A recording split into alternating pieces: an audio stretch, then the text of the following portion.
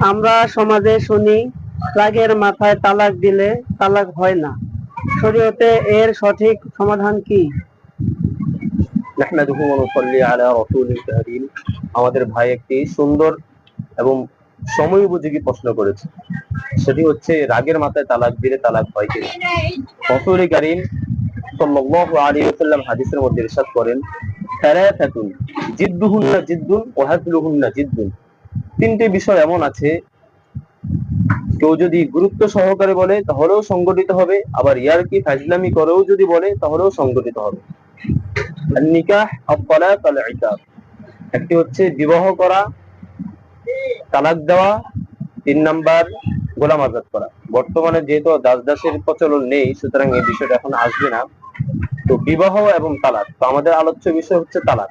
তো যদি রাগের মাথায় তালাক দেয় তালাক সংগঠিত হয়ে যাবে, ইয়ারকি ফাজলামি করলেও সজ্ঞানে যদি বলে থাকে তালাক পতিত হয়ে যাবে।